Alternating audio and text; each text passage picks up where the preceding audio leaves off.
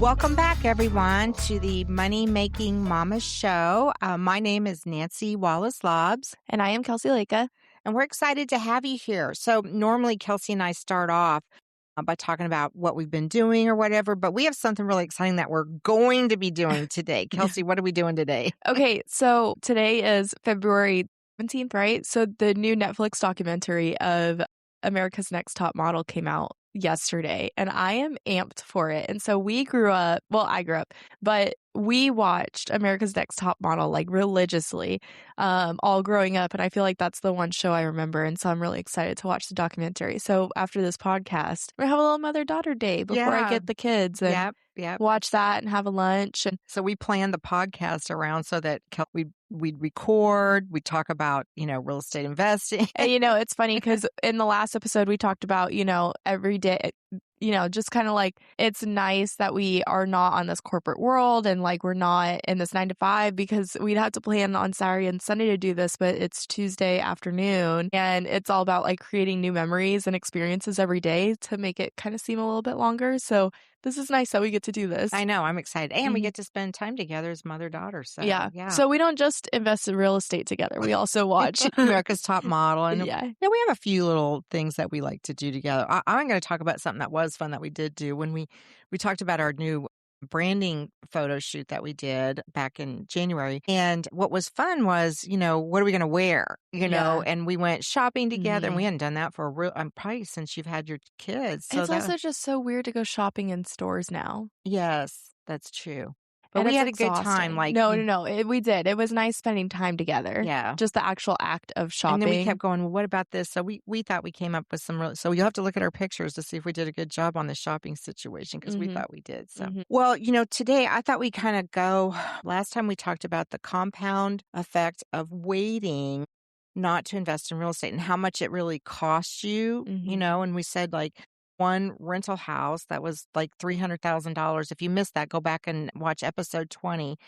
And we actually put the little formula in there that we did that. And I have more talking points today because I have more statistics I want to throw out there. But about, one of the things Kelcie asked me is, why did I pick single family, right?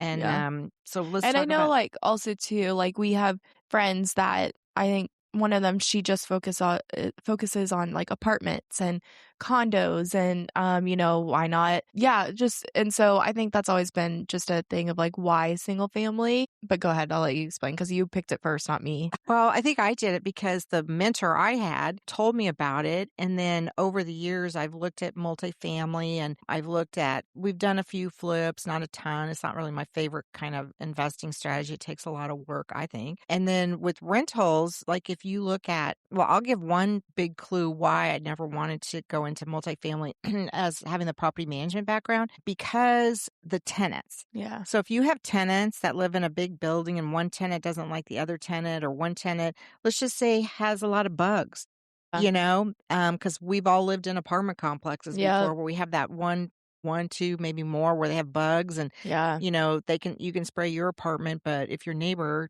Can I just tell my horrifying story? Yeah. Okay. So when me and Zach lived in our first apartment together, we lived in, they were like nice, but they weren't like, fancy, but we lived on like this downtown square area.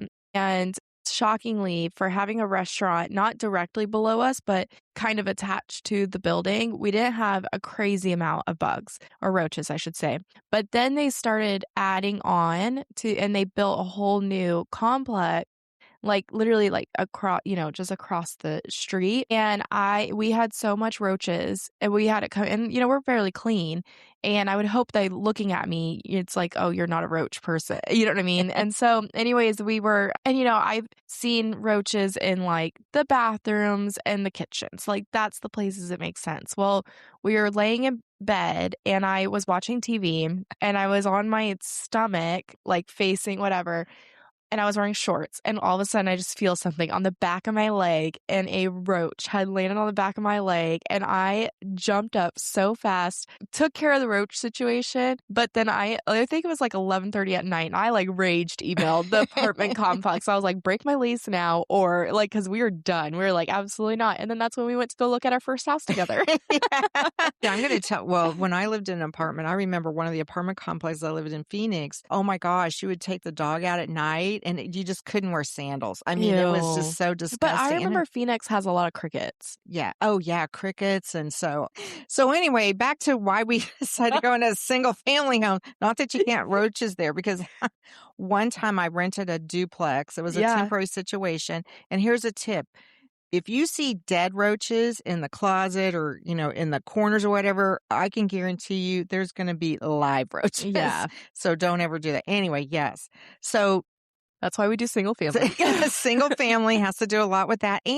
But it's also easier to get loans for it Yeah. because appraisers understand it, Yeah. tenants understand it. And I just feel like that's what I mean, just from a generic, like looking outward, not even based on statistics, majority of people want a single family home. Yeah, because they want to feel like home ownership. Yes. Right? Maybe they don't, for whatever reason, can't buy their own first home, but most people do rent a home. And if they have a family, they want it to be in a residential neighborhood. So it makes a lot of sense. Anyway, and for us, it was just easier to get into uh, single family homes, plus all the research that I did. So again, I have talking points, but a lot of millionaires built their wealth on single family homes. And then once you have that, then you can go into other things. But we're going to talk about single family rentals. And that's why we did it, was because it's easy to get into. It's very predictable income. You can get loans for depending on the type of loan you can get, but you can get a loan for up to 30 years and you can have a fixed rate. So you know what your costs are going to be. Generally, I mean, sometimes insurance does change, but the fixed mortgage, you can have a fixed mortgage on it. So when you get rent, so it's all fixed, and then you can pay down that principal. So you can look at cash flow. You can look at, and then that type of asset will almost always, we call it asset, but I'm talking about single family homes, will appreciate more than an apartment complex. Because the apartment complex, I mean, think about it, especially a large one. It's going to be dependent on if you build an apartment complex, you're, depending. And first of all, it takes a lot of cash to invest. Usually you have to have a minimum of $50,000. And usually it's 100. And if you want to own it outright, you're talking about millions of dollars, right? Yeah. So you just have to have a lot of money to do. I think also too, the point that it doesn't necessarily have to do with money, but the amount of tenants that go through apartment complexes and how much you have to just kind of do that process over and over and over again. Whereas if you just have a single family, if they live there for 2 years, or, you had the family that lived there for 11 years and they were really good and all that. So I think also too, that's a huge factor outside of money, that if you don't want to constantly be doing that process,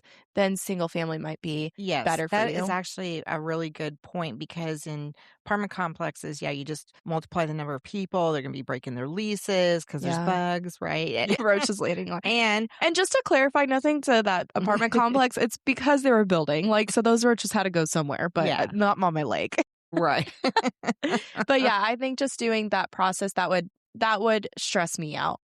Personally. Yeah. And from a management, so if so we're talking to people that are looking at leaving the corporate job, but not right away. Yeah. So one single family home is very easy to manage. Yes. It's about getting the right tenant in there.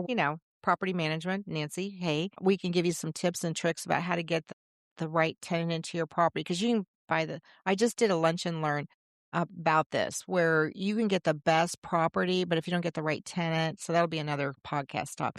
So so let me just kind of give you a little statistics about rentals in the United States. Yep. Right. Let's do it. So I did remember this one because I was like, dang. So one of the things I researched was how many rentals are owned by individuals. We call them mom and pops, but we mean like people like me, like Kelcie, like your regular person, not a hedge fund, not a big corporation. And so it was like a staggering number. I mean, it was like between 70 and 75% of all the rentals in the United States are owned by individual people. That's awesome. right? Yeah, so it's really, so that only leaves about 30% that are owned by like a company like BlackRock or something like Right, that, right, right? right. Yeah, but then what was even more interesting of that, let's just call it 70% Mhm. conservatively.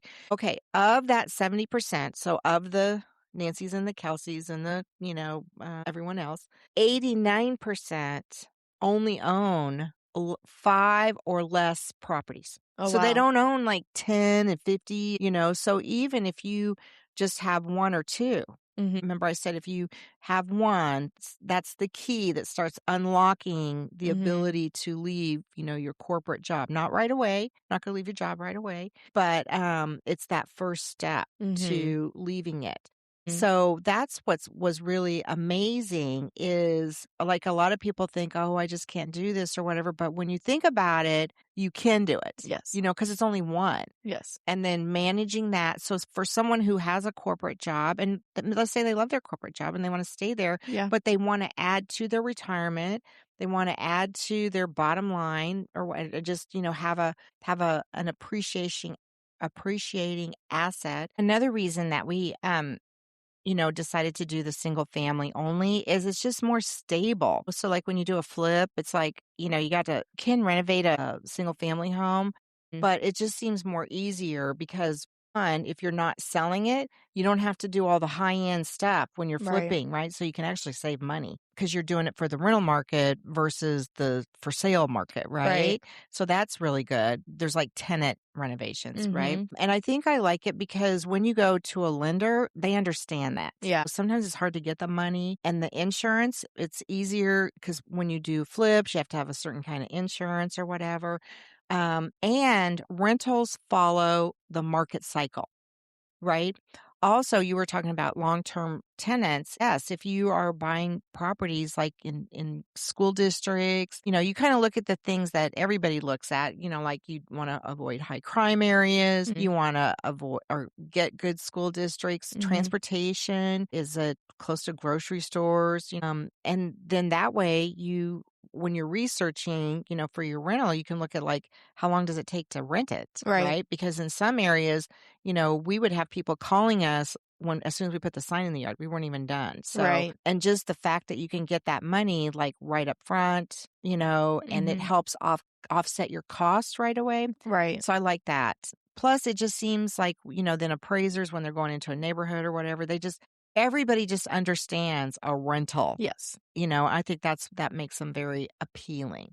And then I talked a little bit about, getting the fixed rate, but the other thing you can do with single family that's much easier to do is you can refinance them.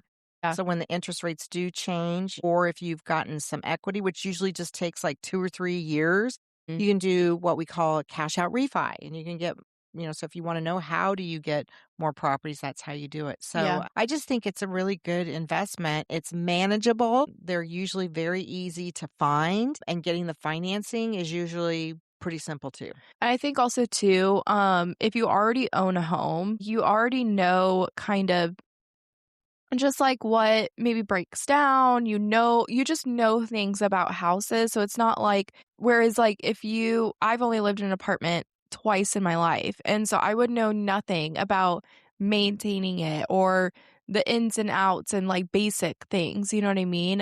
Whereas a house, I've lived in a lot of houses. So I know more about that Mhm. to own my own house, if that makes sense. Yeah. You know what I mean? Exactly, and just while you're talking about that, house hacking, Yeah. you can get into owning a single family home by just you already purchased one, you're And like, that's what "Oh." we did.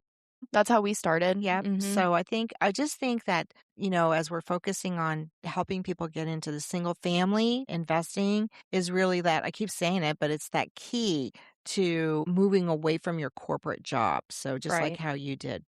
Yeah, so we're gonna put all the information down. Now we do have a free masterclass. You can go check it out about, rental homes and things like that. Kelsey, what else did I cover everything about why we invest? I think I was pretty convincing, right? Yeah, I think so. I was convincing for you. Yes, that's true. I think, I think I've gotten the question of why, like, I have not been investing long, but I think people have even asked me, well, why wouldn't you do like commercial real estate investing or other things? And I just think those are beasts. Whereas I They're think what? Beast. beast, like a big beast Yeah. to handle, you know what I mean? And that's probably gonna sound weird, but whatever. Well, no, but you're right because they take more money, Yeah. more time, more. And I more. just think that it's just not as dependable. Like, if you're going to take the risk, okay, so I already think real estate investing, yes, there is a risk to it, just like anything that with money, there's a risk. But I think that if you are someone that's kind of like hesitant, or like I'm very, like I was like, oh, I'm not going to go out and spend 150,000 just like that. You know what I mean? Or I'm not going to put another mortgage to my name. Like that was terrifying to me.